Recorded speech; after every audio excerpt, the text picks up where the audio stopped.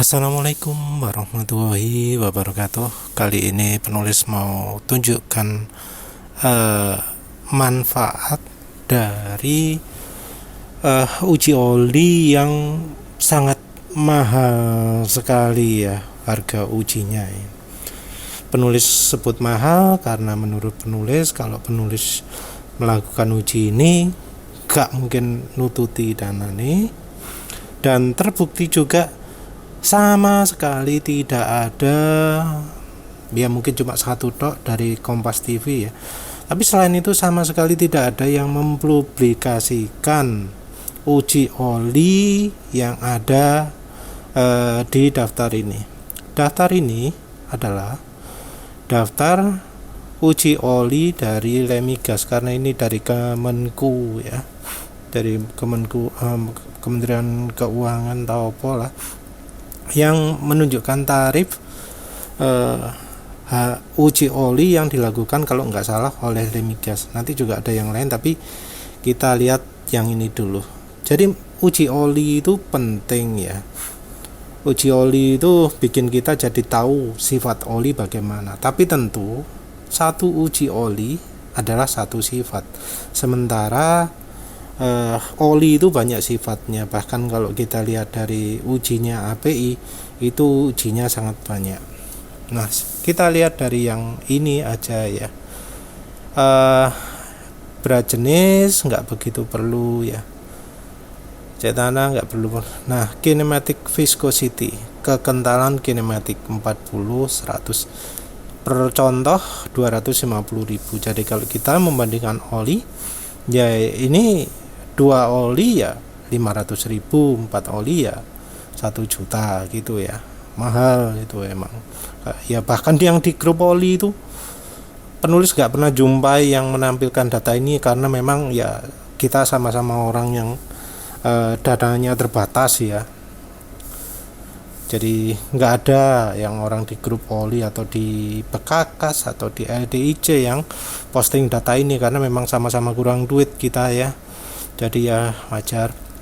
Nah, kinematic viscosity ini pentingnya adalah untuk mengetahui grup olinya. Jadi oli tersebut apa memang sudah sesuai kekentalannya dengan yang ada di botol, atau kalau misalnya olinya sudah kepakai apakah kekentalannya turun drastis atau tidak. Jadi kita harus melakukan pengecekan kalau misalnya kita pakai oli itu setelah pakai beberapa kilometer turun berapa kekentalannya, karena oli setelah dipakai akan turun kekentalannya. Jadi ini penting untuk mengetahui yang pertama adalah apakah olinya kekentalannya cocok untuk kendaraan kita, terus apakah olinya kekentalannya bisa stabil selama kita pakai olinya. Jadi kalau misalnya ada yang merasa oh olinya kok sekarang jadi encer sekali, nah kita perlu menguji di awal dan di akhir kekentalannya berubah berapa. Jadi kalau awal sama akhir dok ya 500.000 minim, kalau awal pertengahan akhir ya 750.000 dan seterusnya. Terus titik nyala ini menurut penulis hanya membandingkan sifat saja ya, mana yang terbakar duluan. Kalau untuk pemakaian di motor menurut penulis ya nggak begitu penting.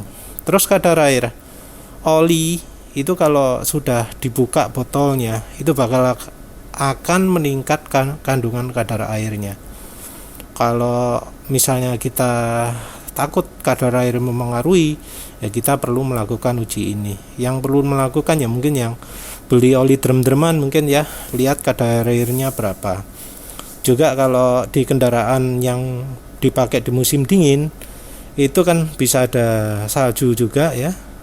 Nah itu ada kemungkinan ruang olinya juga akan kemasukan air, sehingga perlu diuji kadar airnya juga. Tapi ini bukan untuk uji kualitas, terutama adalah uji kalau pemakaian ya. Kadar air ada minimalnya untuk amannya untuk oli mesin itu.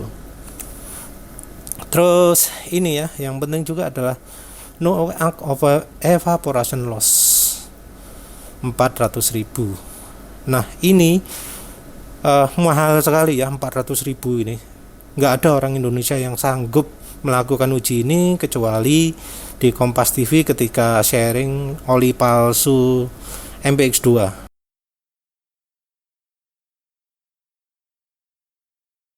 Mereka melakukan uji evaporation loss yang uniknya ya angkanya termasuk bagus gitu loh ya, di bawah yang maksimalnya. Jadi kalau untuk angka penguapan maksimalnya di API kalau nggak salah angkanya 13.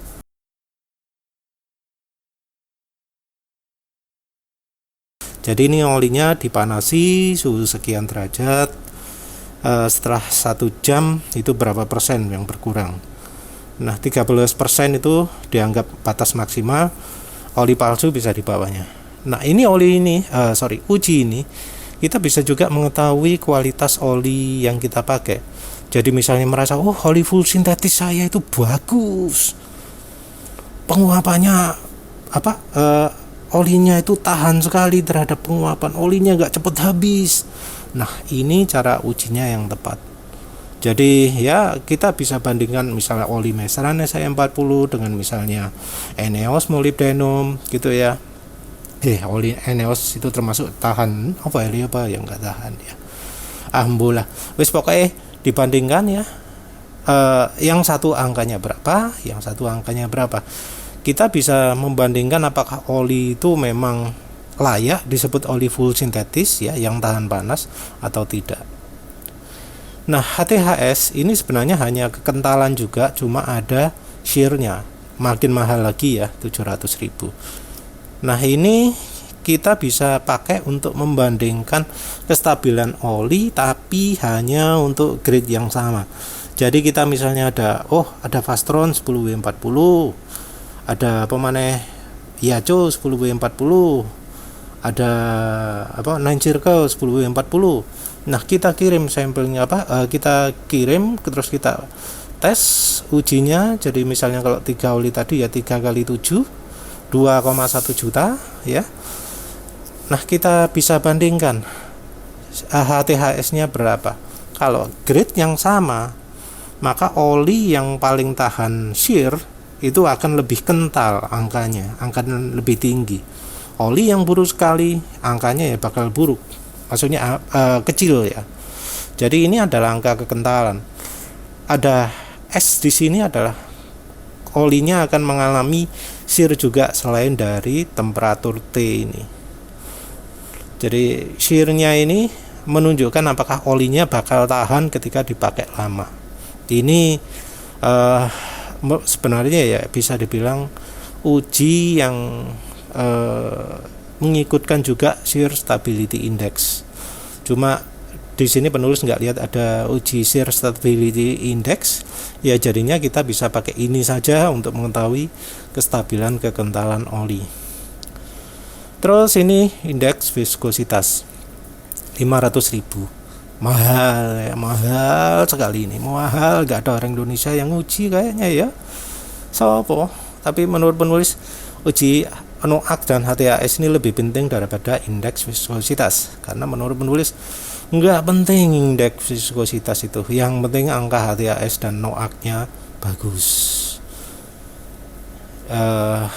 Indeks viskositas ini ya terutama kalau yang di daerah dingin, betulnya yang di suhu di bawah 0 derajat Celcius silakan melakukan indeks viskositas, karena itu yang di bawah minus butuh oli yang masih tetap cair ketika masih tetap bisa mengalir, masih bisa dipakai ketika di suhu minus. Terus ada titik nyala, ini yang pakai apa enggak, titik nyala, titik tuang ini menurut penulis ya juga enggak begitu relevan ya, karena titik tuangnya meserannya aja minus 9 derajat Celcius. Warna enggak begitu penting. Ini kadar abu ini, spas ini juga penting. Walau mungkin bisa diwakili juga dengan TBN ya. Kadar abu ini kita bisa mengetahui kira-kira aditif oli itu ada berapa banyak. Biasanya sih angkanya mungkin 1 atau berapa gitu ya kalau nggak salah. Terus total acidity ini juga salah satu parameter untuk mengetahui apa jenenge masa pakai oli. Jadi angka awal dengan angka akhir dibandingkan. Oli makin lama dipakai itu akan makin asam pada sampai pada suatu titik. Cuma penulis sudah lupa titiknya apa. Ini dikombinasikan juga dengan angka TBN ya. Boh niki ono uji TBN apa enggak? Total base number ya. Jadi oli ketika dipakai acidity-nya akan nambah, TBN-nya akan turun. Nah, TBN ini menentukan kadar aditif pada oli yang kalau TBN-nya sudah 0, oli itu tidak layak pakai. Kalau acidity sampai angka tertentu itu olinya tidak layak pakai. Boh, ndek gini kok ora ono oksidasi ya. Kita lihat yang berikutnya ini. Ini viskositas kinematik 1 uji 100.000. Nanti iki BPMB lab BPMB mbuh apa iki? Ini ada satu-satu ya biayanya ya. Sama seperti sebelumnya. Ini kandungan sulfur, ini untuk mengetahui aditif ya. Ini biasanya untuk syarat kelulusan API. Jadi kalau di API kan sulfurnya nggak boleh lebih dari sekian, nggak boleh kurang dari sekian.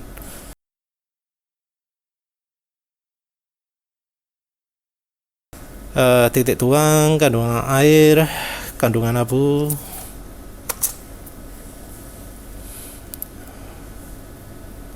Pemanah yang penting ya wis lah itu ya. Jadi uji ini mahal emang jadi ya menurut penulis kurang praktis lah kalau kita lakukan. Jadi ya terpaksa pakai metode Tarsan karena ya bahkan yang di grup oli aja nggak ada ya yang menampilkan data oli. Oh, oli ini bagus karena evaporation loss-nya sekian gitu ya. Penulis jarang dengar. Adapun ya mereka ambil dari orang lain yang sudah melakukan dan seringnya orang barat yang ada di Pitok. Padahal oli yang beredar di Indonesia kualitasnya juga bisa beda dari yang di luar negeri. Ya wes itu saja. Terima kasih sudah menonton. Assalamualaikum warahmatullahi wabarakatuh.